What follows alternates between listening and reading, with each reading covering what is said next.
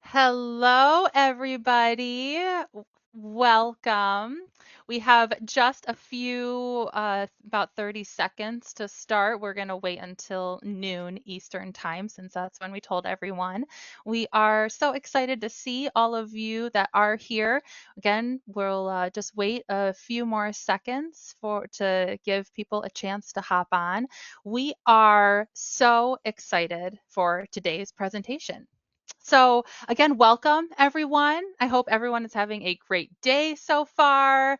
We are so grateful that you have decided to spend a little part of your day with us to learn about this important yet often overlooked policy that your nonprofit may need. We know how busy this time of year can be, so we're here to make this session worth your while.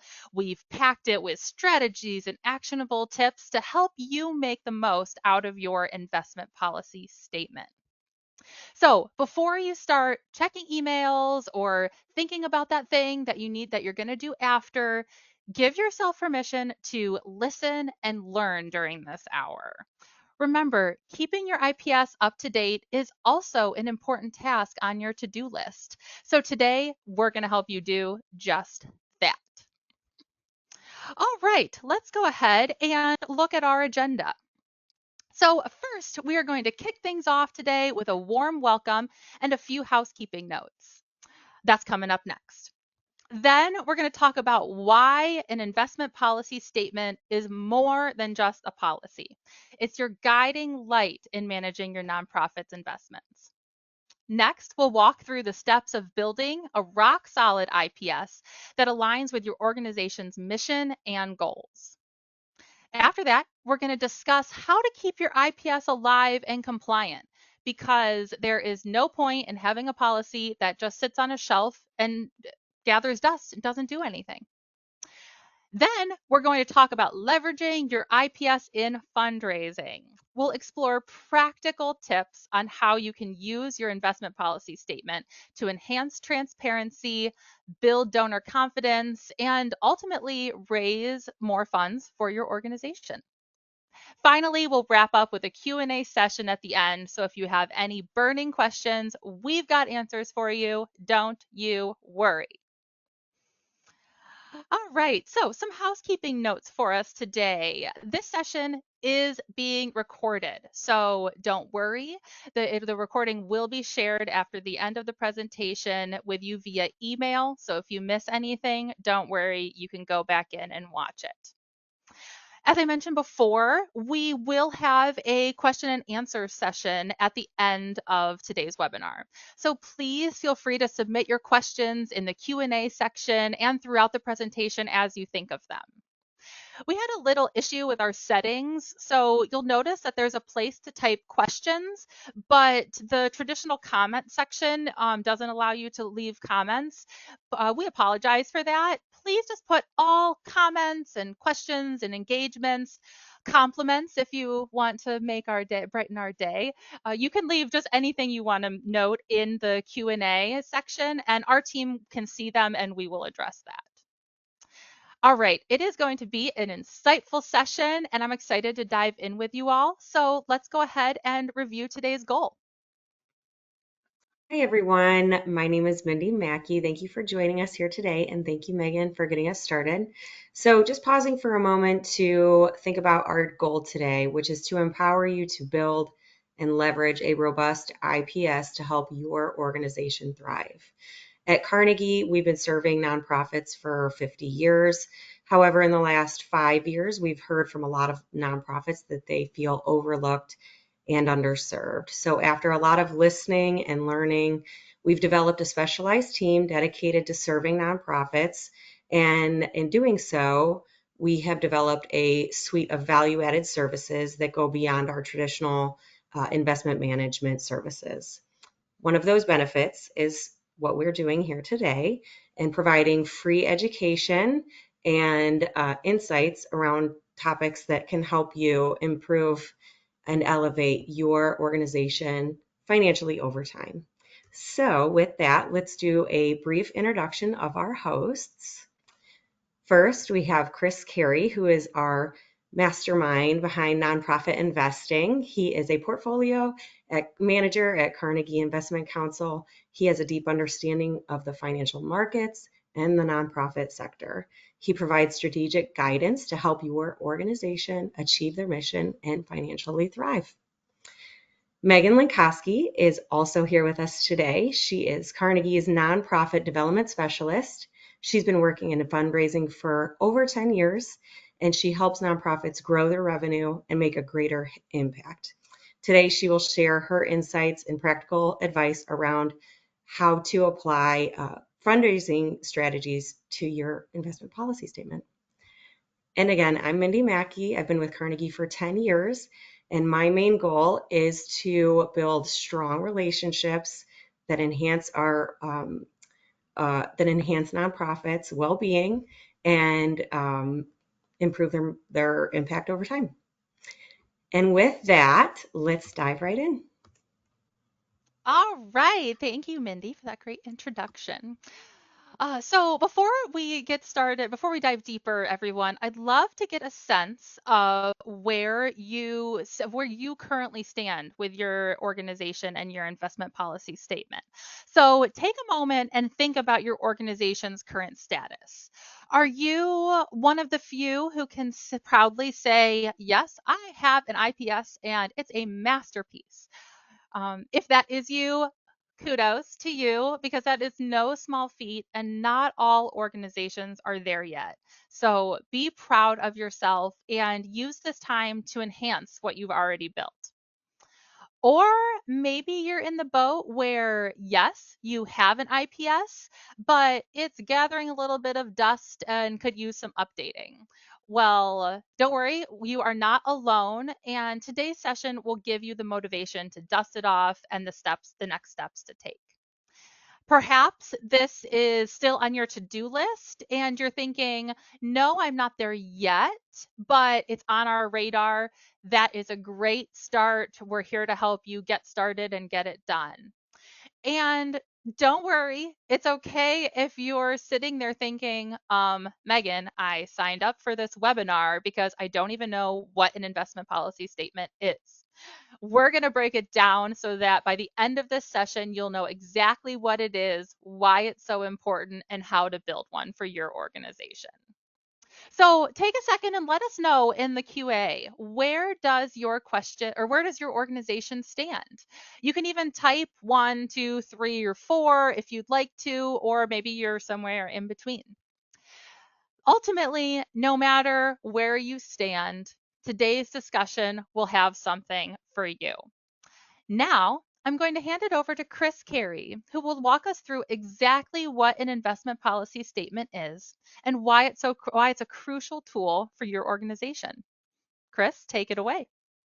Thank you, Megan. Hi, everyone. It's great to be here with you today to discuss a critical element of nonprofit financial management, and that is, as you guessed it, the investment policy statement, commonly referred to as the IPS. And in our session today, we're going to explore the significance of the IPS in detail, from what it is to why it's so crucial, to when and how you should develop one, and who should be involved in that process. So, starting off, what exactly is an IPS? Well, it's a formal written document that outlines the principles and guidelines for managing a nonprofit's investments. The document is fundamental to the management of your organization's assets, and it's essentially a strategic blueprint that provides direction to everybody involved in the management of the organization's assets, ensuring that all decisions are aligned with the nonprofit's mission, objectives, and values. And that's something you're going to hear me say a lot today. The IPS typically includes sections on the organization's investment objectives, risk tolerance, asset allocation strategy, spending policy, and procedures for monitoring and reviewing investments. It serves as a comprehensive guide offering clarity and consistency in decision making.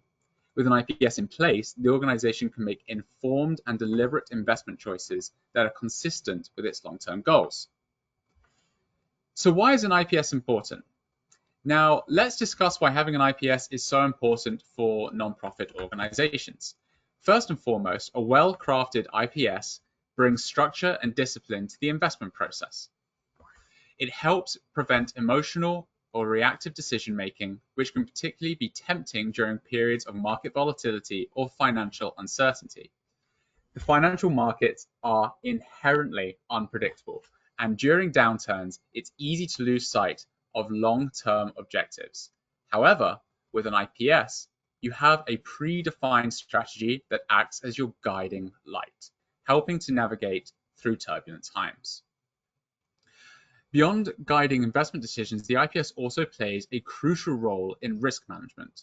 By clearly outlining the organization's risk tolerance and investment parameters, the IPS ensures that the investment strategy is aligned with the organization's capacity to bear risk. The alignment is essential to avoid overexposing the organization to unnecessary risks that could ultimately jeopardize its financial stability. And additionally, the IPS fosters accountability and transparency. With a documented strategy in place, it's far easier to hold the investment committee, non-profit investment advisors, and other stakeholders accountable for their decisions and actions. This transparency is key to maintaining trust among donors, board members, and other stakeholders. So, what are the risks of not having an IPS? Well, without clear, documented investment strategy, the organization is vulnerable to inconsistent and potentially harmful decision making. Different stakeholders may have different views on how the organization's assets should be managed, which can lead to conflicting decisions that can undermine financial performance. Moreover, without an IPS, there's a greater likelihood of deviating from the organization's mission and financial goals, which can have serious long-term consequences. For example, during a market downturn, an organization without an IPS might panic and liquidate investments at the worst possible time, locking in losses that could have been avoided because they forget that volatility is a feature, not a bug, of equity markets. Conversely, in a bull market, the absence of an IPS could lead to being overly aggressive that increases the risk beyond the organization's capacity. So in short, without one, you're putting the financial health and mission fulfillment at a significant risk. There's also a second added benefit to having an IPS, and that's that it's a superb document to share with new board members or relevant staff within your organization to allow them to clearly understand the purpose behind your investment account, or maybe it's multiple accounts. This can help ensure that everybody is educated and can be brought up to speed quickly. It's vital to have everybody on the same page. So, when should you create an IPS? As you can see on screen, the time is now. Ideally, an IPS should be established as soon as the organization begins to think about managing investments. Even if the nonprofit only has a modest endowment or fund, having an IPS is crucial for ensuring that these funds are managed prudently and in alignment with the organization's mission. For established organizations that might not have one, it's never too late to develop one. In fact, the process of creating an IPS can be an excellent opportunity for you to reassess the financial goals, investment strategy, and risk tolerance. Major organizational changes like a significant increase in endowment size, a change in leadership, or shifts in the economic environment are also opportune moments to either create or revise an investment policy statement.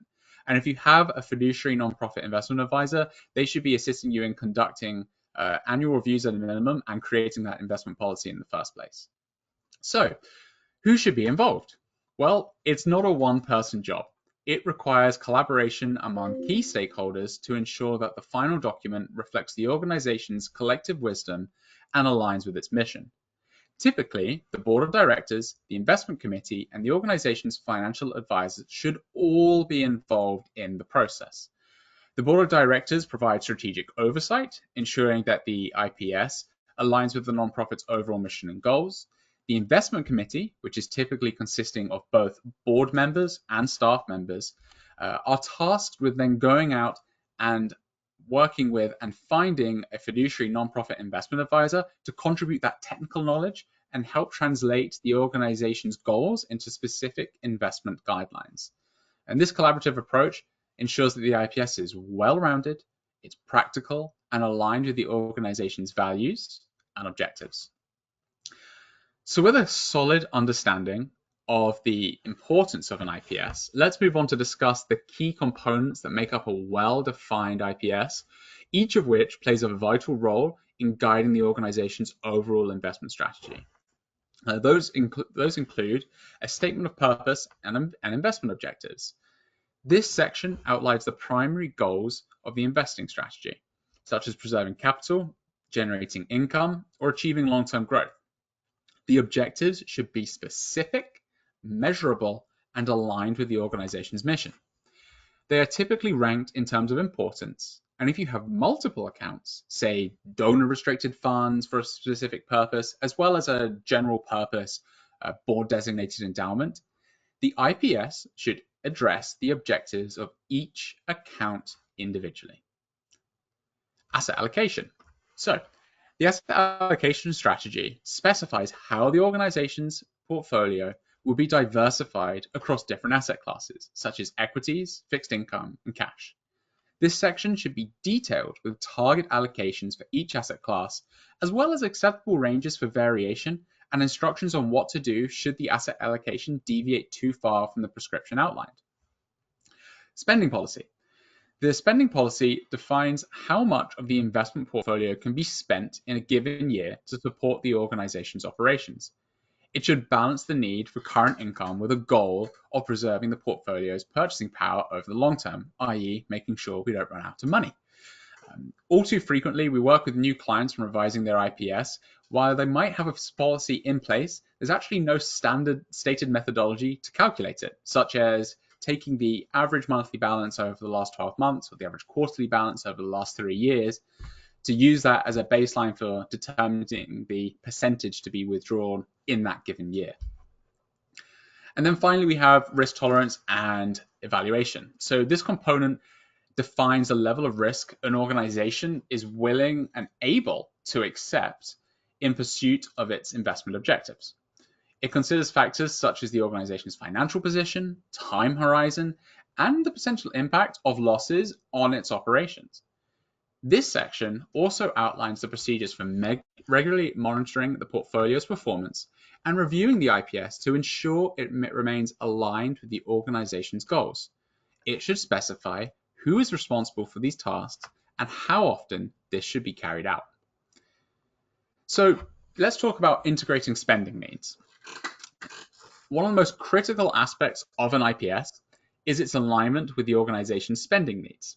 It should clearly define how the investment strategy will support the organization's short-term operational needs while ensuring the long-term sustainability of the resource itself. For example, if an organization relies on its endowment to fund a significant portion of its annual budget, the IPS should include guidelines for generating sufficient income to meet those needs without compromising the portfolio's long-term growth potential. Techniques like setting spending limits, as I mentioned, based on a percentage of the portfolio's value, or establishing a liquidity reserve to cover short-term needs are some things that you can do to achieve this balance. Additionally, the IPS should consider the organization's spending horizon, whether it's planning for the short, intermediate, or long term. For instance, we've worked with nonprofits that have a long-term focus with no need to make withdrawals in the short term, and they opt to prioritize growth-oriented investments to help grow the fund over time, with an idea to take withdrawals from that 10, 15 years sometimes into the future. Whereas we work with others which have much more immediate needs and favor income-generating assets, and typically are positioned more conservatively. Now that we've covered the creation of the IPS, let's discuss how to implement and monitor it effectively. One of the most important aspects of managing an IPS is ensuring that it's regularly reviewed and updated. As the gift says, it's a never-ending cycle. How often should this be done? Annual reviews are generally recommended, but the frequency can vary depending on the organization's circumstances. The key here is to ensure that the IPS remains aligned with the nonprofit's evolving goals, financial situation, and external market conditions. This is a living, breathing document. Significant organizational changes, such as a major donation or a shift in strategic priorities, a change in leadership, those could also potentially trigger an IPS review. We've had cases where a donor has essentially doubled the size of an organization's investment portfolio, and that, as an example, triggered a review of the IPS to ensure that it still remains fit for purpose. Additionally, shifts in the economic landscape, such as a prolonged recession or a changes in interest rates, may warrant a review to ensure that the IPS continues to best serve the organization's interests. We always, always want to make sure that the IPS remains fit for purpose. So, who should be involved in that review process? Well, the review process should involve the same key stakeholders who participated in the creation of the IPS. This includes the board of directors, investment committee, and financial advisors. Involving those stakeholders ensures the IPS still reflects the collective input and maintains alignment with the nonprofit's mission and goals. During that process, it's important not only to just assess performance of the portfolio, but also the relevance of the IPS itself. Can you sense a trend here? Are the investment objectives still aligned with the organization's mission? Is the risk tolerance still appropriate given the organization's financial situation? And given that, are the asset allocation guidelines still relevant? These are just some of the questions that should be addressed during the review. Monitoring adherence to the IPS is also crucial for ensuring the organization's investment strategy actually stays on track. This includes regularly tracking the performance of the investments against benchmarks and the goals that are outlined in the IPS. Performance monitoring helps identify any deviations from strategy and provides an opportunity to make informed adjustments. It's also important to ensure that your investment advisor is adhering to the guidelines that are actually set out in the IPS. Strategies for ensuring compliance include regular check-ins, performance reports, and scheduled review meetings where the advisor is held accountable for following the IPS directives. These measures help ensure that the advisor's actions are aligned properly with the organization's objectives and that any necessary adjustments are made promptly. And finally, let's discuss the Uniform Prudent Management of Institutional Funds Act, what a mouthful, also known commonly as UPMIFA, and its impact on non-profit investment management. UPMIFA is a piece of state-specific legislation that provides a legal framework for the prudent management of non-profit funds, including endowments. It's important to note that while UPMIFA has been adopted by most states, the provisions and requirements can vary significantly from one state to another. Some states, like New York, have particularly stringent requirements that nonprofits must adhere to. For example, UPMIFA mandates that investment decisions must balance risk and return in a way that aligns with the nonprofit's objectives and donor intent. It requires that nonprofits manage their funds prudently, taking into account factors like the long-term needs of the organization, the economic environment, and the necessity for preserving purchasing power of an endowment. However, each state can have different interpretations and additional requirements under UPMIFA. It's crucial for organizations to consult with an experienced advisor while crafting or reviewing their investment policy statement. And this can ensure the IPS not only aligns with the goals of the organization, but also meets those specific legal standards required by certain states in which the organization operates. Failing to comply with these standards could expose the organization to legal risks and potentially jeopardize its nonprofit status. UPMIFA also reinforces the importance of ethical decision-making in the management of nonprofit funds. It requires organizations to manage their investments with integrity, ensuring that decisions are always made in the best interest of the organization and its stakeholders. By consulting with an advisor, nonprofits can ensure that the IPS reflects both the ethical standards and legal requirements needed to protect and grow their financial resources. So, understanding and adhering to UPMIFA is a critical part of managing a nonprofit's investments. A well-crafted IPS aligned with state-specific guidelines serves as a strategic tool that can guide nonprofits in managing their financial resources effectively and prudently. And with that, thanks for listening, and I'm going to turn it back over to Megan. Well, thank you, Chris, so much. Take a breath. That was a lot of information, and we really appreciate you sharing your expertise with everyone. All right, so we have reviewed how once it's built, your investment policy statement will guide your nonprofits profits investments in the background. Now, let's talk about how you can put it to work for your organization in another way, because you've already done the hard part, creating the IPS. So why not make it a tool that also can help you strengthen donor relationships? So there are a few key ways that your IPS can do this. First, it enhances donor confidence. Your IPS can be used as a tool to reassure donors that their contributions are being managed with care and wisdom. It's a way to, just another way to show them that your organization is making thoughtful, strategic decisions and that you're always thinking about the future. Second, it promotes transparency. By sharing your IPS, you give donors insight into your financial strategies. And just like with any relationship, this openness helps to build trust and it makes your supporters feel confident that their donations are contributing to a stable long term impact. Then there's communicating financial stability. Your investment policy statement demonstrates that your organization has a clear strategic plan for managing and growing its resources. When donors see this, they're reassured that their contributions are in safe hands. Finally, your IPS helps to showcase accountability. Highlighting the guidelines and procedures in your IPS assures donors that their gifts are being managed ethically and responsibly. And compliance with standards like UPMIFA even further boosts your organization's credibility. Now, I get it. This can feel like a lot of work, but it is worth it. You've already laid the groundwork, so let's maximize that impact, shall we? So you may be thinking, okay, Megan, this is a long technical document that some people may find boring. Nobody on this call, however, but other people, they may find this boring. How do I actually use it in my fundraising? Well, don't worry, I've got you covered. Let's break it down into a few actionable steps for you.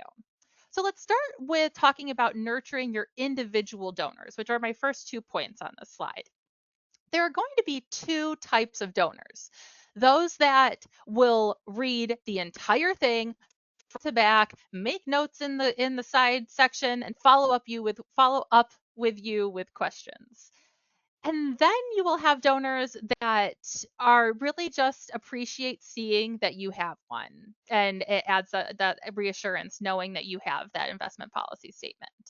For major donors who are educated in finances and express interest in legacy and planned giving, sharing your IPS is just another way to build trust and showcase that their gift will live long on after they are gone and continue to help your mission that you serve even if that donation was given many years ago.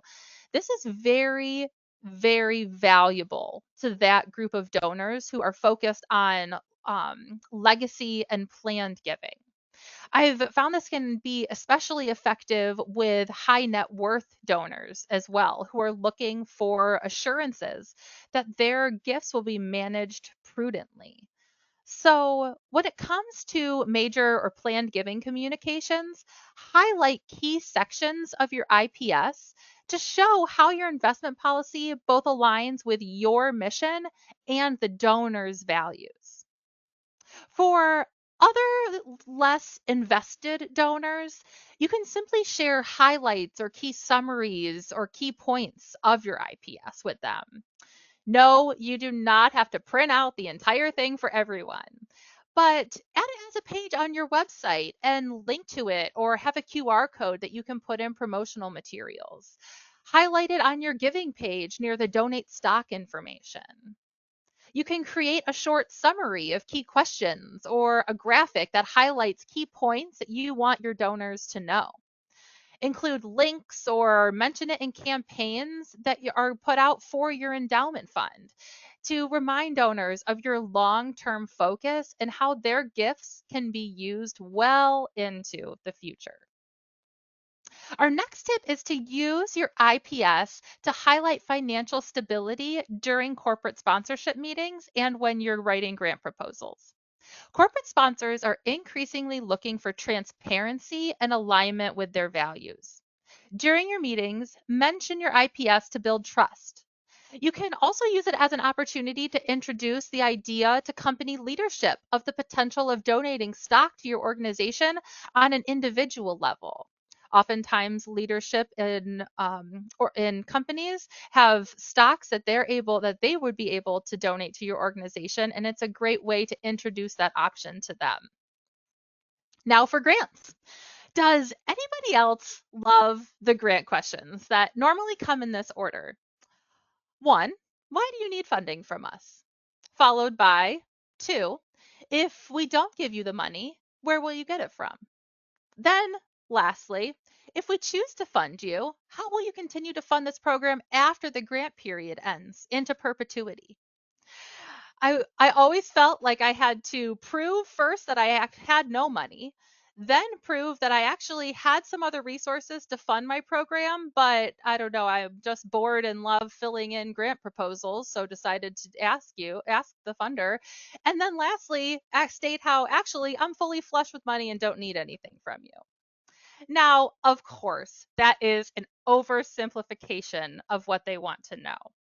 These questions are meant to shed light on the status of the organization's funds and ensure that the investment that they are making in your organization is both necessary and sustainable.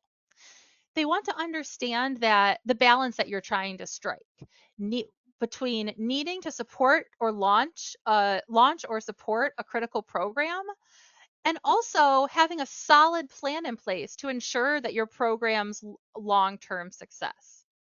So essentially, they're looking for assurance that their grant will be used effectively now and that the impact of their contribution will last well beyond the grant period.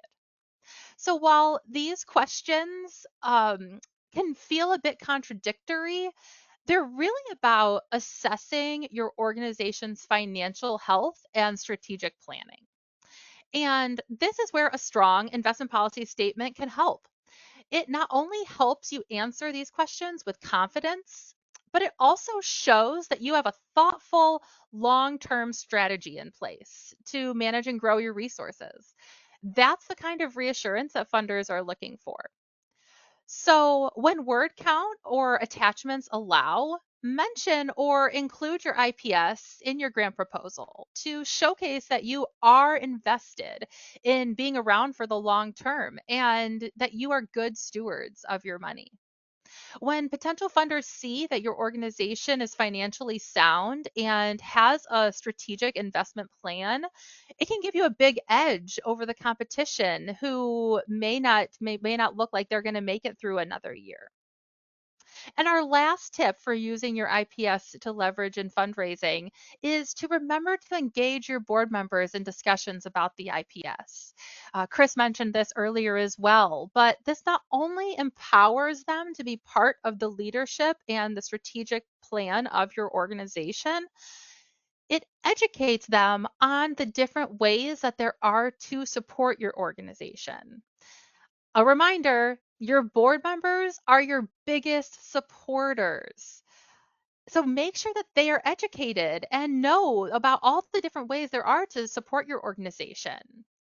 This also plants a seed and can inspire them in their mind and can inspire them to be ambassadors for your organization within their own network.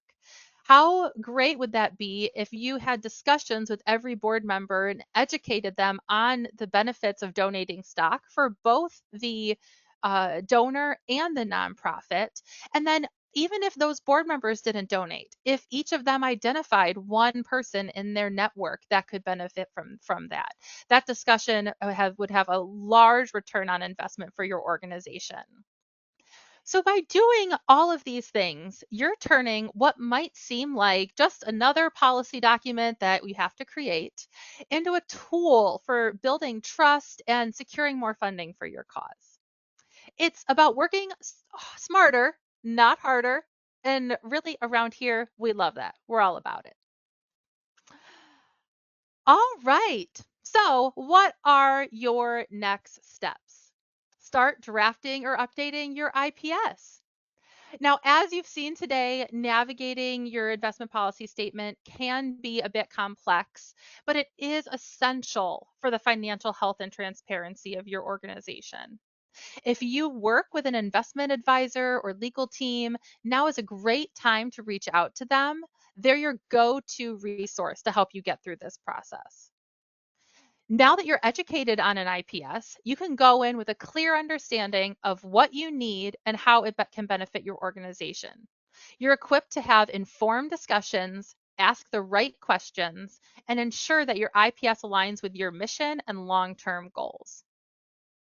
Now, if you feel like you need more personalized support with your investment management or want to discuss any specific questions, we are here for you.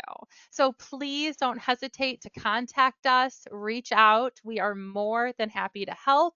Our contact info will be shared at the end slide and also will be sent in a follow up email. I also want to make sure that you don't miss our next upcoming webinar, which is coming up scheduled for Thursday, September 26th at noon Eastern Time. We'll be diving into a really important topic that I love, tapping into non-cash gifts for your nonprofits. I'm realizing now that I even touched on it a little bit earlier in our discussion, but I really try to incorporate it into all discussions with nonprofits because I feel that it is so important. Here's something to think about on that note. Did you know that less than 9% of wealth in the US is held in cash? That means if you are not discussing non-cash assets with your donors, things like stock donations, life insurance policy donations, or qualified charitable distributions, just to name a few, then you are missing out on 90% of potential wealth. We'll be covering all of those topics and more in our next session. So make sure to mark your calendar and don't worry, you'll get an email invite as well. All right, we have covered a lot of ground, a lot of great information, but we also know that you guys have burning questions as well. So let's go ahead and dive in to our question section. We are so excited we appreciate hearing from you all, and we are going to go ahead and dive right in. And Awesome. Mindy, do you mind taking over for Q&A for me? Absolutely. Thank you so much. Great job presenting, Chris and Megan. If you have a specific question, go ahead and click the icon with the chat question mark and drop your question there. We did have a couple questions from an earlier session, and we are going to start with that and see if we can answer more while we still have remaining time. So the first question we have here, it looks like is for Chris. And that is, what are the best practices for asset allocation in my IPS? Yeah, that's a great question. The thing to keep in mind with asset allocation is you can pretty much think of it as primarily three pools of funds: stocks, fixed income, and cash. For stocks, we're looking to be investing in the equity markets when we aren't planning to tap or use those funds in the short to medium term. Ideally, with a basket of funds for your organization, you want to ensure that if there are particular spending policies that are attached there, if you have withdrawals that you have to keep in mind, that you have enough of both a cash buffer and securities that fixed income securities that can be used as a source of funds to weather potential volatility in the equity market. As I mentioned before, the volatility is the price to entry to getting returns above the risk-free rate in the market. It's a feature, it's not a bug of markets. And so we want to make sure that we have pools of funds in fixed income securities, which are meant to just earn a modest return. But the significance there is preservation of capital, as well as cash for liquidity needs. We want to make sure that we can continue to fund the mission of the organization whilst not being a forced seller of equities in less than opportune times when the market's down. It's going to happen. It will continue to happen as time goes on. It's just a natural course for markets. So that's really the key consideration that goes into the best practices surrounding asset allocation. And then also we have to think about, we talk about this a lot with individuals as well, is what is the organization, what's your capacity to actually bear risk, especially for smaller organizations where it's 1, 2, 3 person teams. If you can't handle that in terms of, seeing your account being down, God forbid, 10, 15% over, in a given year, which is completely natural, then it might be wise not to have such a broad exposure to the equity market. So these are all sorts of things that we like to consider when it comes to actually crafting the asset allocation. It's what are the actual needs? Are you spending from it? If so, how much? That will and how much money are we working with? And that will start to dictate the percentages that we can afford to prudently allocate towards equities, fixed income, and cash. Chris, I've heard you mention before, and I liked the term of that volatility is actually a function of the market, not a bug. I've liked how Yep. you've put that in the past, and I think that goes really well with this asset allocation question as well, because it really is based on your specific needs. If you are not withdrawing anything, if you do require a withdrawal, a monthly withdrawal or quarterly or yearly that you use to fund your organization, those are all going to be specific questions that affect your final asset allocation. Yeah, 100%. And that's why having an IPS is so important, so that you can memorialize that. And so that during periods of stress or uncertainty, you can go back to that document and say, this is the plan that's outlined. Outside of the market, what else has changed? If nothing else has changed, then it's important to stay the course, because the worst thing you can do is overreact when emotions start to flare. That's great. We're in it for the long term. Great. Exactly. Okay, we have another question here. What are some mistakes to avoid when crafting an investment policy statement? Yeah, so we see this quite a lot when we work with clients that are changing advisors, and we review the investment policy statement. The biggest thing that typically stands out to me is vague guidelines. Um, I've seen instances where, when it comes to the objectives, it's just one overall objective for all the below accounts, but the accounts themselves have different objectives. You have a board designated endowment, which there are no withdrawals from. They're just trying to grow it for the long term. And then there are other accounts that are scholarship funds. Which are paying out a distribution every year. So you can't have a guideline that would fit both of those at the same time. I've also seen, in terms of risk tolerance, it genuinely said non-specified, or for an objective, just saying growth with income, but not actually talking, okay, what sort of level of income are we looking for? What's our capacity, to be invested in growth assets? So I'd say that is probably the biggest one. Another one that I see is misalignment with goals.